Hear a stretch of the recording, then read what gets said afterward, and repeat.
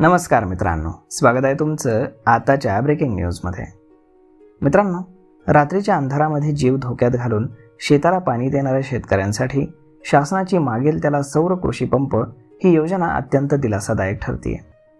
आतापर्यंत सामायिक सातबारा असलेल्या शेतकऱ्यांना या योजनेचा लाभ घेण्यात अनेक तांत्रिक अडचणी येत होत्या. मात्र शासनाने हा तांत्रिक पेच सोडवला असून आता सामायिक सातबारा असलेल्या खातेदारांना देखील सौर कृषी पंप योजनेचा लाभ घेता येणार आहे. त्यामुळे राज्यातील हजारो संयुक्त मालकीच्या जमिनी असलेल्या शेतकऱ्यांना मोठा दिलासा मिळाला आहे. सामायिक सातबारा असलेल्या जमिनींसाठी देखील आता सौर कृषी पंप योजनेचा लाभ घेण्यास परवानगी देण्यात आलेली आहे. सातबाऱ्यावरती एकापेक्षा अधिक नावं असली तरी कुटुंबातील किंवा जमिनीतील इतर हिस्सेदारांच्या संमतीनं एखादा शेतकरी आपल्या वाढणीच्या क्षेत्रासाठी सौर पंपासाठी अर्ज करू शकतो. संयुक्त किंवा वडिलोपार्जित जमिनींमध्ये सातबाऱ्यावरती अनेक हिस्सेदारांची नावं असल्यामुळे तांत्रिक कारणांमुळे अनेक शेतकरी सौर कृषी पंप योजनेपासून वंचित राहत होते. आता शासनानं धोरणात बदल करून ही मोठी अडचण दूर केली आहे. शेतकऱ्यांना दिवसा हक्काची आणि मोफत वीज उपलब्ध व्हावी यासाठी राज्य शासनानं महावितरणच्या माध्यमातून ही योजना सुरू केली आहे. या योजनेअंतर्गत शेतकऱ्यांना 3 HP, 5 HP आणि 7 HP क्षमतेचे सौर कृषी पंप दिले जातात.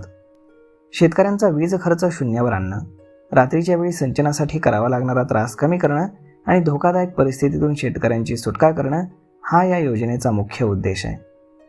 नागपूर जिल्ह्यात विविध टप्प्यांवरील सौर कृषी पंप योजनेद्वारे आजवर सुमारे 1000 शेतकऱ्यांनी सौर ऊर्जेचा लाभ घेतलेला आहे. त्यामुळे अनेकांचं वीज बिल अगदी शून्यावर आलंय. आता सामायिक सातबाऱ्यावरील नवीन निर्णयामुळे लाभार्थ्यांची संख्या दुपटीनं वाढण्याची शक्यता व्यक्त करण्यात येते. महावितरणच्या अधिकृत संकेतस्थळावरती तुम्ही याची ऑनलाईन नोंदणी करणं बंधनकारक आहे. तसंच महावितरण ग्राहक या मोबाईल अनुप्रयोगाद्वारे देखील तुम्ही अर्ज करू शकता. सातबाऱ्यावर नाव असलेल्या इतर सर्व हिस्सेदारांची ना हरकत प्रमाणपत्र म्हणजेच लेखी संमती यासाठी आवश्यक आहे. याशिवाय अर्जदाराला मुद्रांक कागदावरती प्रतिज्ञापत्र सादर करावं लागेल. या प्रतिज्ञापत्रामध्ये जमिनीचा वापर, हिस्सेदारांची संमती आणि योजनेच्या अटींचं पालन करण्याबाबत कायदेशीर हमी द्यावी लागते.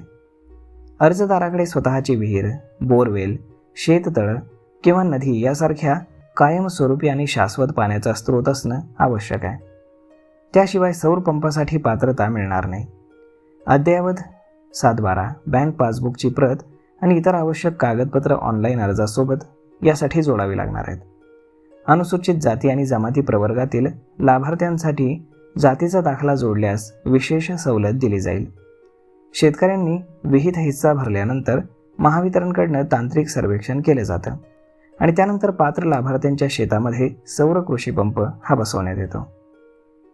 अर्जाची स्थिती आणि पुढच्या कार्यवाहीची सर्व माहिती नोंदणीकृत मोबाईलवरती संदेशाद्वारे पाठवली जाते. तर मग मित्रांनो, अशा पद्धतीनं जर तुमच्याकडे संयुक्त सातबारा असेल आणि तरीसुद्धा तुम्हाला आता सौर पंप मिळणार आहे.